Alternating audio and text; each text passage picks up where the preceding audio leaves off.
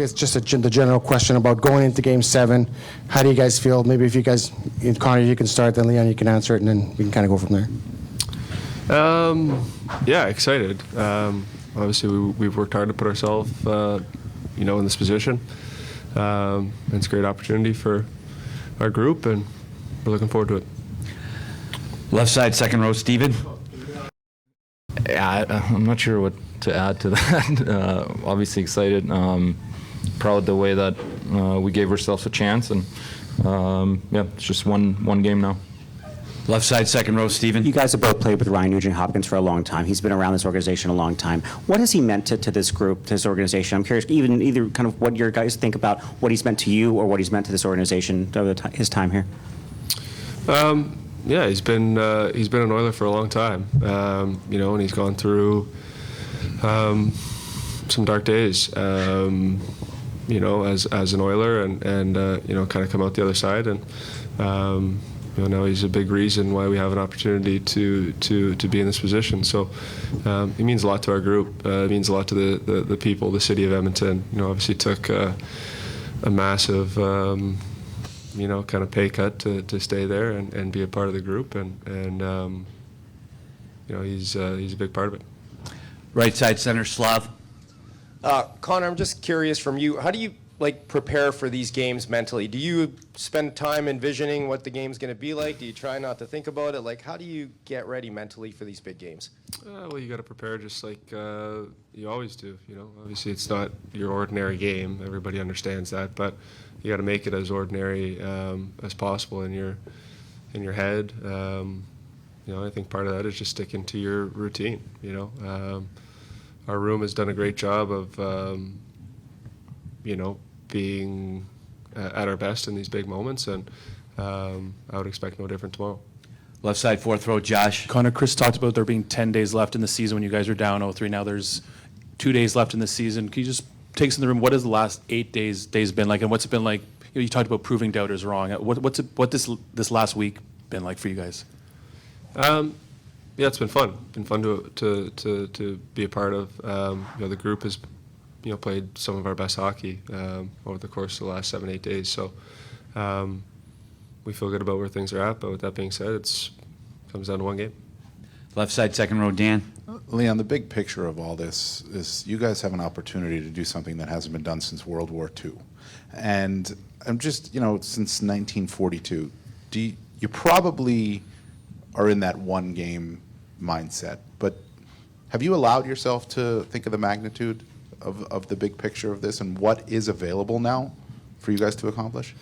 I mean, I think we're all human, and we're aware of the situation and what we've accomplished so far. But I think if you go past that, it just at the end of the day comes down to one game. We have to focus on winning one hockey game on the road and play our best. And everything else, all the stories, will take care of itself after. We'll go second row, right side, Daniel. I guess I'll address this to Connor. I just wonder if you can describe the journey to get to this point. And I'm not talking about this year. I'm talking about, you get drafted first overall. Within 2 years, you guys are in the playoffs in the second round, deep in the second round. And it takes a while, right? What is that like to go through, a few years of getting to this point? I could do a lot with that question. That's a pretty broad question. What's it like? It's been a long road to get to this point. It's been a lot of ups and downs, a lot of lessons along the way, a lot of lessons. But it takes a lot, like you said. It really does. Left side, fourth row, Bob. Connor, how important is it, just over here, how important is it just to remain even keel? I mean, not sit there and ride the highs, ride the lows, but just sit there and is Chris maybe assisted in that process? Does that come from the players? Does that come from the coach? You, as you said, you have to stay even keel. You can't kind of ride the wave or the roller coaster. It's, we really haven't done anything yet. We've won 3 big games to get ourselves back into the series, and it comes down to one game here, and we'll be ready, and we're looking forward to that. It's a great opportunity. Left side, second row, Mark. Yeah, Leon, you guys have really found your lines. The coach moved them around a bit. Now you got them. You got a really solid goaltender. Bob Stauffer's become the most handsome man in your traveling party. Obviously. You got a solid team going here. Everything seems to be going pretty well. But when the gates open for Game 7, you also got the best player in the world on your team. Everybody on the ice knows you got the best guy. What's that worth? I mean, it's a lot. That's like going into every game. Every game we go into, we know we have the best player in the world on our side. But this league is really, really hard to just go through one player or two or three players. You need a whole team, and I think we've shown that over the last couple of years. We've taken big steps, but I think especially in this playoff run, you can see how big, for example, our penalty kill is. We've won so many games on this run strictly because of our penalty kill. It's not so much our power play or our offensive guys. It's our depth and our penalty kill that wins us hockey games. But certainly, it's a great feeling to have the best player in the world on your side. We'll take two more in English, and then we'll take one in German for Leon. Left side, first row, Dave. Hi, Connor. Matthew Tkachuk this morning said he thought this building would be the loudest he's ever heard in hockey tomorrow night. As a visiting player, what are your expectations of the atmosphere here? Yeah, it should be great. Should be great. It'd be fun to be a part of. We've played in some real loud buildings throughout this playoff run. Maybe none louder than our own building, obviously, but it's different when you're on the other side of it. So we're looking forward to it. Playing in loud buildings is nothing new to our group. We won a big Game 7 in Vancouver, and that building was deafening. So I would expect the fans to be right into it, as they should be. It'll be exciting. Last one in English, left side, fifth row, Elliot. Guys, for both of you, when you were kids and you scored the winning goal in the Stanley Cup final, who were you? Who was I? Yes.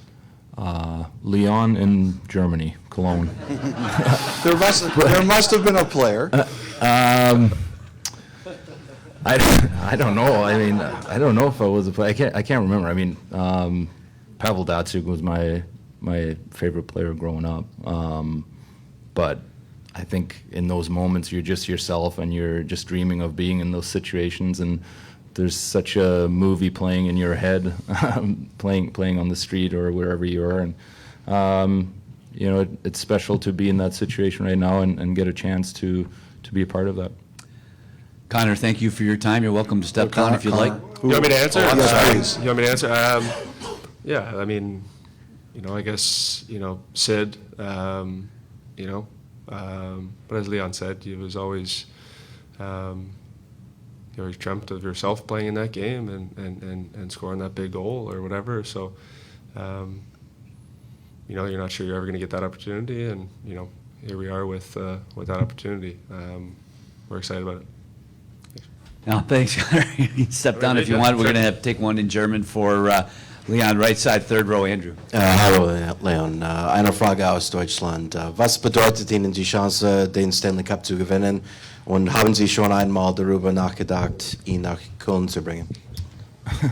Ja, mit Sicherheit viele Tage verbracht, drüber nachzudenken. Es ist ein besonderer Moment, hier zu sitzen, und unsere Saison kommt auf ein Spiel drauf an, und wir wissen alle, wie wichtig dieses eine Spiel ist, und hoffen natürlich am Ende, dass das Glück ein bisschen auf unserer Seite ist.